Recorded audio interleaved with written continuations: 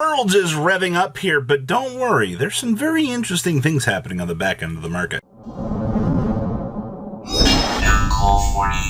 Make sure you smash the living crap out of that subscribe button so you guys don't miss out on more awesome content. Brother of the Fire Fist Panda with Fist of the Gadget stuff. So, disclaimer here. I walked in on this, I was looking at a collection. I was like, has Panda always been, $7? I guess this has actually had recent sales, which is fairly interesting to me, because you wouldn't think that Fire Fist stuff would be things that would have, immediate wants on the secondary market, but we're moving here. Fist of the Gadgets, as a whole, this set was a joke for years. Elephant has always been like the card in the set that was like, yeah, Elephant was, the saving grace. Let's say Boxer's still $54 of this set, and then Eagle was the, the back end here at $5. But Pandas are on the move right now, so something to kind of keep an eye on out here as the Stray Fire Fist stuff kind of starting to do its thing here. Just interesting that that's the one. It's got buyouts. I also see somebody came through here and bought. We had one set, and we had some on the 30th. And these do go up to $10. Interesting. I don't know what to say about this. There's got to be something that somebody's thinking of for Fire Fist that would be pushing these cards to some sort of, movement, especially forcing Panda down to 21 listings. I don't know. I just found that very interesting. I wanted to point that out. Speaking of, first edition Horse Princes, this was something that was also brought up recently. Really just not a lot of there's only 6 first edition Horse Princes on the market. Versus, the crap ton of unlimbs that was from this. Now, the set is Cosmo Blazer. You tend to know how some of these older sets go, but really? Only 6 first editions on the market for this.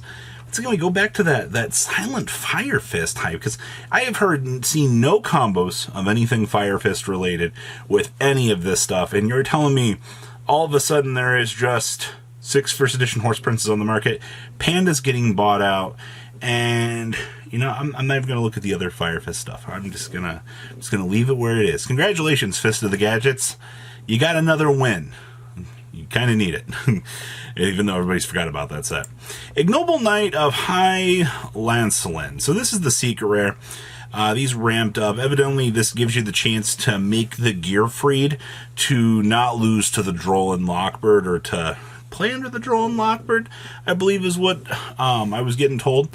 Yeah, you can look at that sales data for yourself. People are dropping the $18 to $19 to $20 on these just to make sure that they do have the copies of these to play. Once again, if you're all for the Infernoble stuff, if you want to continue to pick up, the next piece of technology for the deck, if you think there's something, really, really saucy, I think it's cool that the deck has had all of these cool pickups that you can kind of add into the arsenal of, already good cards going for the deck. But from where I'm sitting right now, it's just interesting to see the unfolding dimensions of pickups that people are doing for this deck. Next up is a Burial from a Different Dimension. I don't know if anybody remembers this card, but this was just a checkup just to see how this has been holding up. We had a couple sales in the last couple days. It's not like this card has crazy turnover or anything, but $15, $16 have been your last real sales. $18, and then you head on up to about the $20-ish mark. So yeah, good old Burial from a Different Dimension has been cruise controlling here and actually maintaining for quite some time. Good stuff. And then of course DDD Wave King Kaiser. The 2 level 6 Fiend monsters to make this bad boy. So this is what Unchained has been making as their additional boss monster. Because, when a spell trap card monster effect is activated, that includes an effect that special summons. Quick effect, you can detach 1 material to negate that activation if you do destroy that card. And then you can make another DDD you control, gain 1800 attack till the end of this turn. We don't care about anything other than this is a walking, talking negate for the 2 level 6s for Unchained. Is it good? Yeah. Oh yeah. This card definitely has improved the quality of life for Unchained. That's for sure. You would think with all the little, fiend locks and things that exist in the deck that people wouldn't be, seeing these crazy things, but it's definitely interesting. Also, only 29 listings of these at the moment. They do continue to depopulate. I mean, if you're a fan of the Unchained stuff, if you've seen the power that Unchained has going for it, then you shouldn't be surprised to see that players are, looking at these and going, wow, high destructive Jerumiken. And so we checked in on these, what was it, last week, and we saw that these were starting to head towards the $9 to $10 mark. Well, good news right now. It looks like we've got a couple of strays coming in here, knocking it back down to about the $8 range, which is good, all right? Destructive Jerumiken has been the absolute TCG equivalent of the sauce.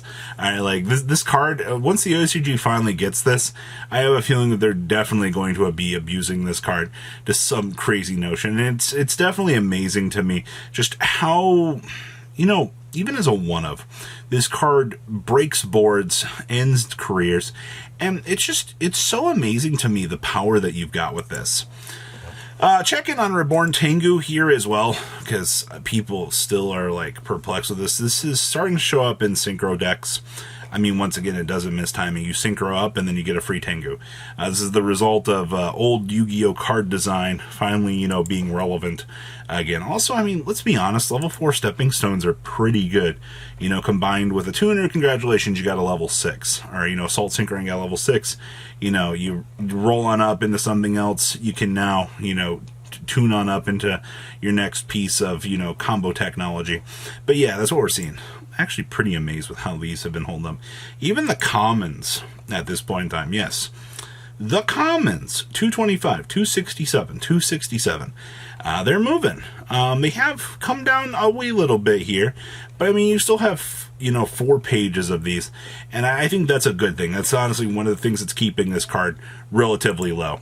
Next up is Topological Trisbania here. Trisbania first editions have been ramping up here. Look at this, $8 and $7. We actually have sales, which is by far, I think, one of the most interesting things. $6.45, $7, and then $8 are currently your lowest available listings on this. I mean, once again, it's a free clear off of back row, and then it pings your opponent for a large amount of damage. This card hasn't been relevant in a very long time because most people kind of agree that there are better cards to have access to, but this is one of those things that the first edition's doing its thing. So I don't know. I'm curious to see where this goes. Gothams Emergency call. We haven't had any sales except for 2, 3 $27 ones, but this is one of those cards that you kind of check in on. You're like, there's still $30.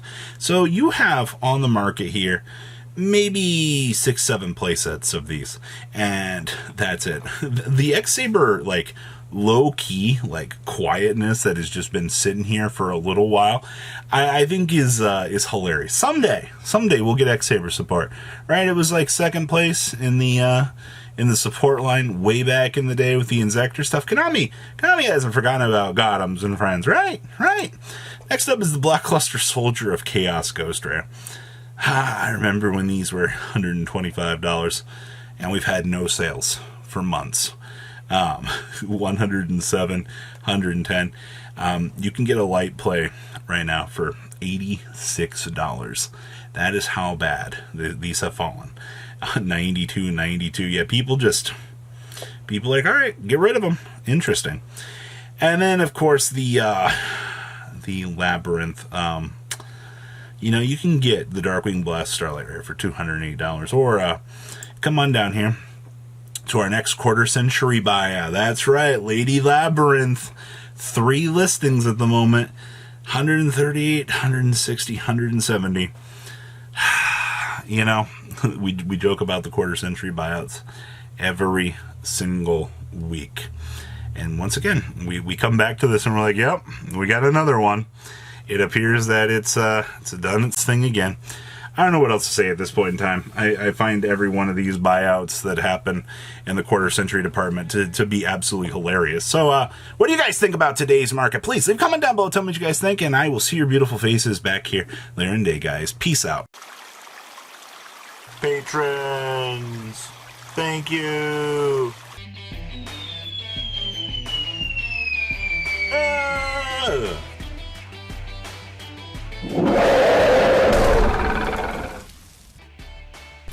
Thank you so much for watching. Check out these other videos.